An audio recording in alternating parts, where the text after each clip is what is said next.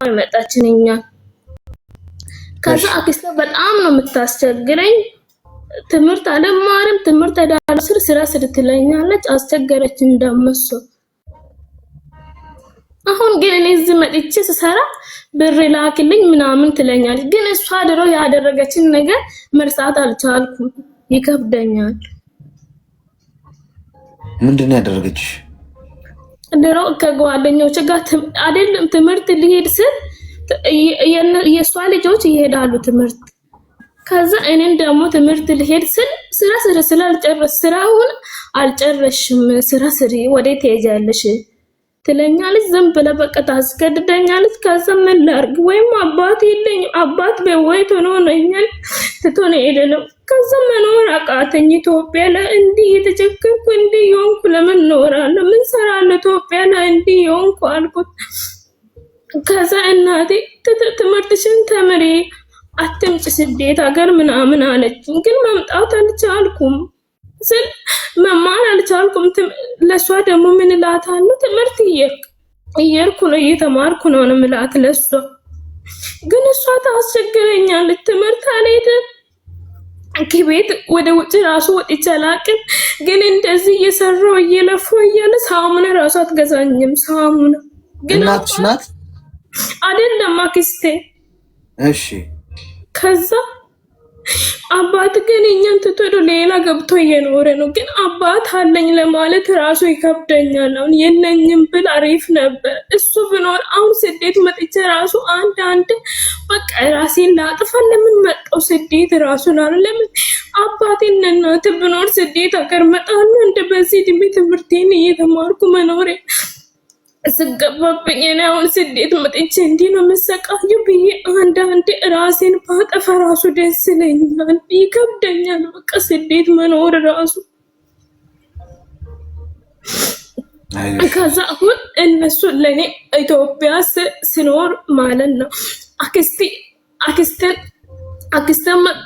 ብትገለኝ አሪፍ ነበር ልትገለኝም ትሞክራለች የሷ ልጆች እኔ አሁን ገበያ በአንድ ሰዓት ሄጄ ስመጣ አይደለም በ12 ሰዓት ሄጄ በ12 ተኩል ራሱ በመጣ አንቺ ባለቂ ከየት እየመጣሽ ነው ብላ በቃ ትሰድበኛለች በብልግኝ ቃል ግን እሱ የሷ ልጅ ደግሞ በአንድ ወይም በ2 ሰዓት ሄዳ በአንድ ሰዓት ሄዳ በ2 ሰዓት ራሱ ከመጣች ምንም አትልም ደግሞ እኔ ስራ እየሰራው ከቤት አልወጣም ይሄን አንቺ ስሪ ይሄን አርግ ይሄን ፍረሽም የሷ ልጅ ደግሞ እግሯን ወንበር ላይ ተቀምጣ ነው የምትበላው ነው የሰራውት ጌታ ምስክሬ ተሰቃየው ከዛ አሁን ለኔ ምን ይገባኛል ለሞት አባቴ ጋር ከሄድኩ አባቴ አይቀበለኝም አሁን እኛን ትቶን ሄዶ ምን መኖር አለብኝ ምን መሆን አለብኝ በቃ ራሴን ላጥፋ ወይስ ምን ልሁን ጌታ አንተ እኔን አላወቀኝም እዚህ ልሰቃይ ብያውን ስደት መጣ ግን ስደት ስመጣ ከመጣው አንድ ወደ ራሱ ሳይሞላኝ ብር አስቸግሮኛል ብር ላክልኝ ትለኛለች ግን እኔ ድሮ ያደረገችኝ ነገር በውስጥ አልጠፋም ማለት ይከብደኛል እንዴት አድርጌ ልርሳው እላለሁ በጣም ይከብደኛል ለመርሳት እናትሽ የት ነች እናት አሁን ኢትዮጵያ ነው ያለችው ከኢትዮጵያም አሁን መጣለሁ ትላለች አትምጭ እላታለሁ መጣለሁ እኔ ምን እሰራለሁ ኢትዮጵያ ነው ትላለች ግን አሁን ልትመጣ ነው ወደዚህ እሺ አይዞሽ ተረጋጊ እሺ ተረጋጊ እስቲ ሚውት አርጊና አዳምጪኝ ተረጋጊ አሁን ያለፍሽበት መንገድ ጠንካራ ነው ሊያረግሽ የሚገባው ገብቶሻል አክስትሽ ትልቅ ውለታ ነው የዋለችልሽ ከሷ ልጆች ይልቅ አንቺ ስኬታማ ትሆኛለሽ እሷ አንቺን በመበደል እንደዛ በማድረጉ አንቺ ተነስተሽ እንድትሰሪ እንድትለወጪ ጠንካራ እንድትሆኚ ያደርግሻል ተሞላቀሽ ብታድጊ ሁሉ ነገር ተሟልቶልሽ ብታድጊ አትለወጪም እንኳን አንዳንዴ ህመምን ማየት ጥሩ ነው እንደሞመንት በሰዓቱ ይጎዳችሁ ይችላል ግን ጥቅም አለው በኋላ እንድትነሱና እንድትሰሩ እንድትለወጡ የተሻለ ጠንካራ እንድትሆኑ የሚያደርጋችሁ መገፋት ነው የሚገፋችሁን ሰዎች አትጥሏቸው ጋይስ እኔ ሁሉ ጊዜ ስገባ ጠላቶቻችሁ የሚጠሏችሁ ውደዷቸው ምሏችሁ እንደው የሚጠሉን መውደድ እንደው እንትን ሆኖ አይደለም ጻድቅ ለመሆን አይደለም ባይዚ በዛ ወይ አይደለም እያልኳችሁ ያለሁት የሚጠሏችሁ ሰዎች ኢነርጂያችሁ ናቸው። ባይዘ ዓለም ሁሉ ቢወዳችሁና እዚህ ምድር ላይ ሁሉ ነገር አልጋ ባልጋ ቢሆን እኮ በልጣጣ ነው የምንሆነው እኮ በደንብ ነው የምንንቀባረረው። ሰዎች ሲጠሉሽ፣ ሲሰድቡሽ፣ አንቺ እንድትወድቂ ሲመኙ ሁልጊዜ እንዳትተኙ ያደርጓቸዋል፣ እንድትሰሩ ያደርጋሉ። በእልህ ሰርቼ ማሳያለሁ በማለት ትነሳላችሁ። የሚጠሏችሁ ሰዎች ሪስፔክት አድርጓቸው። አሁን እሷ ሪስፔክት አድርጊ። የምሬ ነው የምልሽ። አንቺ ማልቀስ አይደለም ያለብሽ፣ የሚገባሽ አሁን አይደለም። አሁን የ17 ዓመት ልጅ ነሽ፣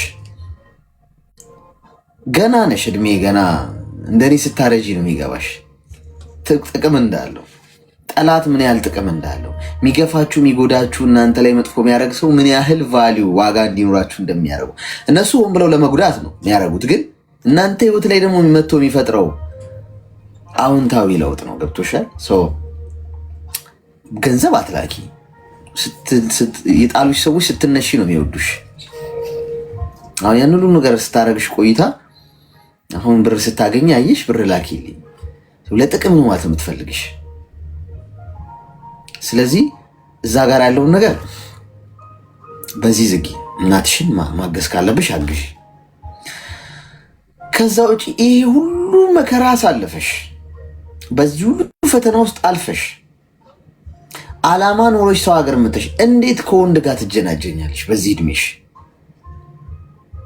ይህን ሁሉ ያሳለፈ ሰው እንደዚህ አይነት ቦታ ላይ አይገኝም። ገብቶሻል? እንዲህ አይነት ቦታ ላይ አይገኝም።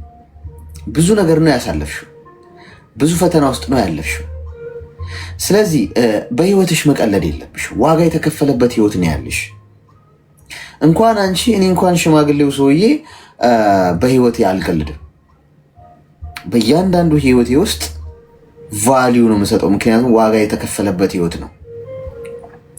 እንደምንም ብዬ እንደምንም እንትን ብለው አይደለም። ገብቶሻል? እያንዳንዱ ነገር ትርጉም መኖር አለበት። ህይወት ዕቃ ጨዋታ አለ። አይ ነው 17 ዓመትሽ ነው፣ ገና ልጅ ነሽ፣ ገና የመብሰል ነገሩ ገና ነው። ግን እየነገርኩሽ ነው ምክር ከሰማሽ። ገብቶሻል?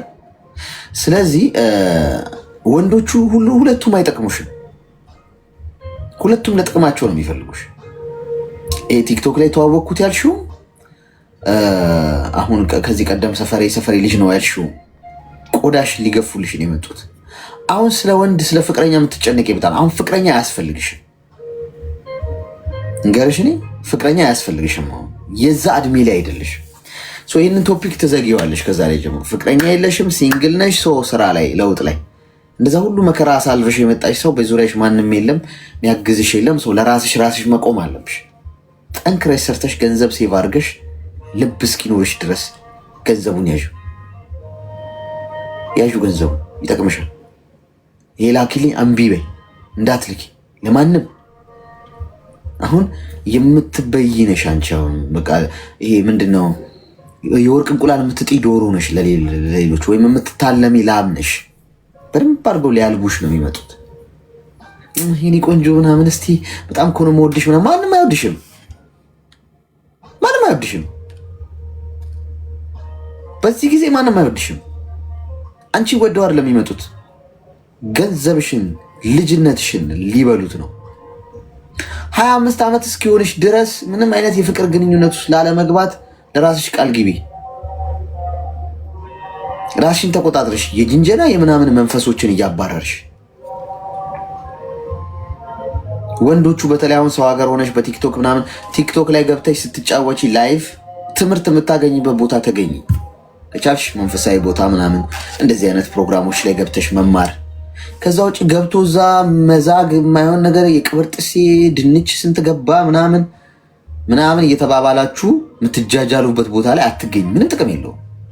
ትርፉ መጨረሻ ቆዳሽን የሚገፍ ሰው እጅ ላይ ነው የምትወድቂ በመላመድ። ምንም ጥቅም የለም። ቁም ነገር የሚወራበትና ትምህርት ያለበት ቦታ ገብተሽ ትምህርት ወስደሽ ላጥ ብለሽ መውጣት እንጂ ቲክታክ ላይ ያገኘሁት ሰው ብለሽ ያርድሻል። በደንብ ነው የሚጠቀምሽ። ደግሞ አንቺ 17 ዓመትሽ ነው፣ ገና አልበሰልሽም። ወድሻለሁ፣ አፈቅርሻለሁ፣ ማማዬ፣ የኔ ቆንጆ፣ ማስብልሽ ምናምን እያለ በደንብ እንድታምኘው ካረገ በኋላ ብዙ ታሪክ ውስጥ ትገቢያለሽ። ሁለተኛ ከማንም ሰው ጋር ቪዲዮ ኮል እንዳታወሪ፣ በተለይ ከወንድ ልጅ ጋር። ዋ እንዳንቺ አይነቱ ነው ገደል የሚገባው።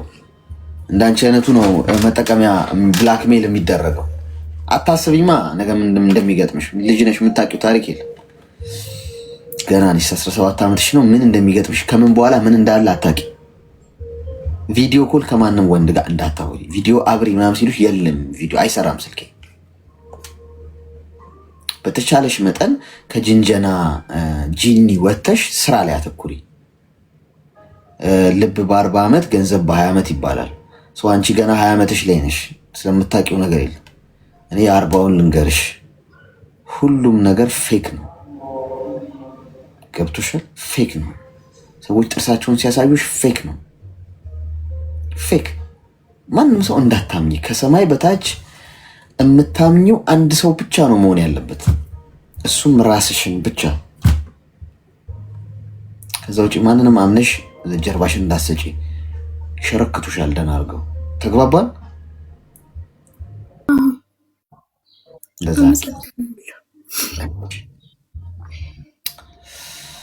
ያንን ሁሉ ያሳለፈች አይመስልም እኮ መጀመሪያ ስትናገር አፍቃሪ አፍቃሪ ጨዋታ ስታወራ ስንት ብሶት ውስጥሽ እያለ ነው። አስቸጋሪ ደግሞ ህፃናቱ ላይ ነው አሁን እየበረታ ያለው። ጎበዝ ምንድን ነው? ምን እየተካሄደ? የማናውቀው የህፃናት በርድ ፍሉ ምናምን ገብቷል እንዴ? ትምህርት ቤት ውስጥ እንደ ካሪኩለም ይሰጣል እንዴ? ጋይስ ትምህርት ሚኒስቴር ቢያብራራለን እንደ ሀሳብ። ትምህርት ክፍለ ጊዜ አለ፣ የፍቅር ክፍለ ጊዜ። እንዴት ተማሪዎች እንዴት እንደምናፈቅር ቀጥሎ ክፍለ ጊዜው እሱ ነው። የመጀመሪያው የማፍቀር ስቴፕ ቤቢዬ ቁርስ በላህ በሚል የመጀናጀን መናፍስት ውስጥ ሆናችሁ ነው የምትጀምሩት። ቁርስ መብላቱንና አለመብላቱን ከተቆጣጠርሽ በኋላ ቆይ እመጣበታለሁ። የትምህርት የፍቅር ክፍለ ጊዜው ላይ ሄሎ ተፈጠፈጠ። እሺ ሮጦ ነው የወጣው ጋይስ። መርፌውና መቀሱን ሲያይ ሮጦ ነው የወጣው። ለምን ላክ ታዲያ? ለምን ላክ? ለምን ላከው? ሄሎ ወይ አሌክስ፣ ጤና ይስጥልኝ። አብረስትልኝ አሌክስ። እንኳን ደህና መጣህ። እንኳን ደህና ቆየክ። ደህና ነህ? እግዚአብሔር ይመስገን። ምን እንታዘዝ? አይ ማለት ስለ ያ ምክር ደስ ብዬን በቃ የመከርከው ምክርና አለ አይደል? ሁሉም ደስ ስላለኝ ታንኪ ማለት ፈልጌ ነው። በቃ እንደዚህ አይነት ምክር አሁን ስፔሻሊ ውጭ ላይ ያለው ይቶችን አሁን የሚበሉ ብዙ ልጆች አሉ። እኔ ያለልሽ እና ኤናይል ብር ጎለብኝ ኤን ነገር ሊገዛ ኤናይል ብር ጎለብኝና ነገም ላንቺና ለየነ ስለሆነ አግዥኝ ምለው በቃ የሚበሉት ነው አለ አብዛኛው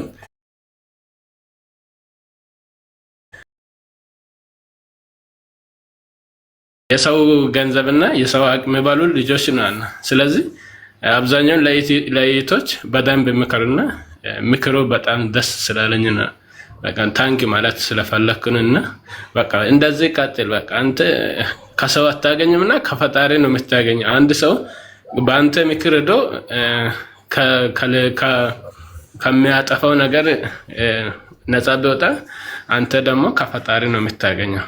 እንደዚህ ማለት ፈልገንና በጣም ታንክ ማለት ነው መስገን ፈልገን። እሺ እኔ አባት አመሰግናለሁ። እሺ እግዚአብሔር ያክብርል። እሺ ከወንዶች ጉዳይ ምስጋና ነው ተቀብለናል። በፍሬ የሚቀመጥ እንዲህ አይነት ምስጋናዎች ብዙ ጊዜ አይመጡ። በፍሬ የሚቀመጥ ይሄ በጣም ታሪካዊ ነው። ሄሎ እሺ ሚዩት ነው። ቀጣይ በፍሬ የሚቀመጥ ይሄ በጣም ከባድ ቃላት ነው። እንዲህ አይነት ቃላት ሲሄዱብኝ ነው አንዳንድ ወንዶች የወንዶች ምስጋና ምናምን እንዴ! ይሄ ልባም የሆነ ወንድ ነው ባይዘ አስተዋይ ወንድ ነው እንደዚህ የሚያስበው አስተዋይ ወንድ። ሄሎ ሄሎ እሺ ዝምታ ነው መልሴ፣ ዝምታ ነው መልሴ። አንዴ 30 ሰከንድ ያዙና ደብል ታፕ አድርጉት እስኪ ስልካችሁን አንዴ ስክሪናችሁን ማለት ነው። ለ30 ሰከንድ ብቻ 1500 ሰዎች ታፕ ታፕ እኩል ማለት ነው። እኩል ካረጋችሁ በኋላ 30 ሰከንድ ሲያልቅ ተውት፣ ችግር የለም። እሺ አያሳስብም። ሄሎ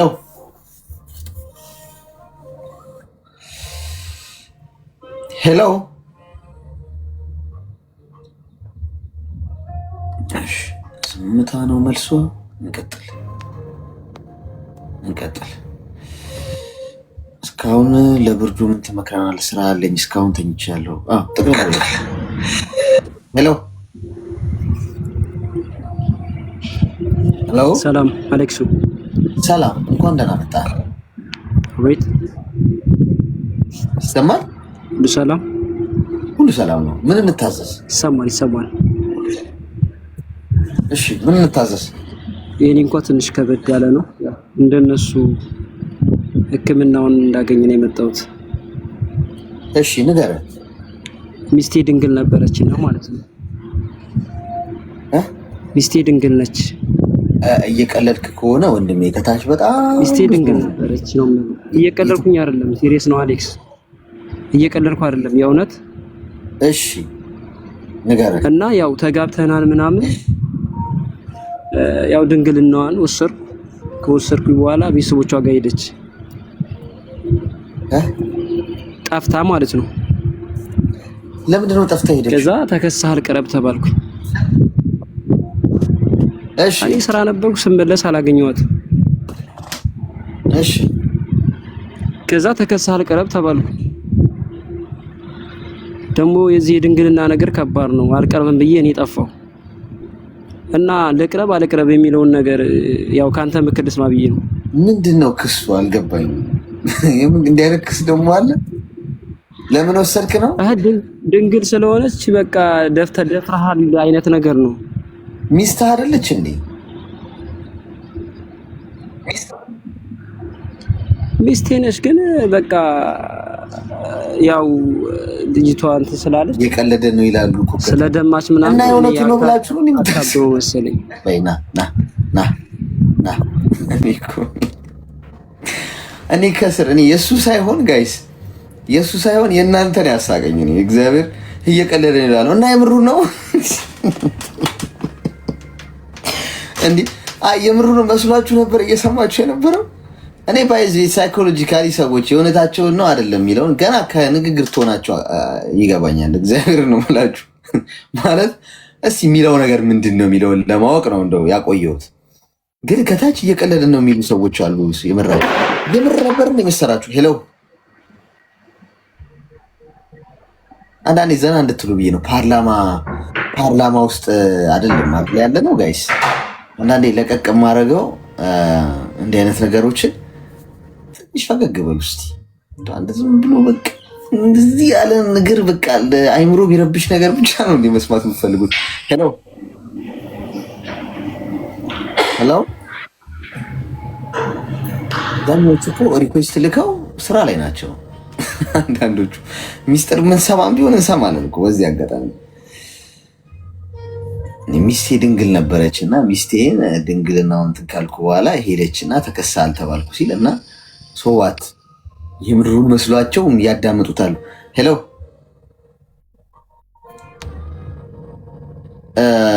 አይ እንትን ነው አንዳንዴ አልፎ አልፎ ችግር የለውም። እሺ እንዳይደብራችሁ።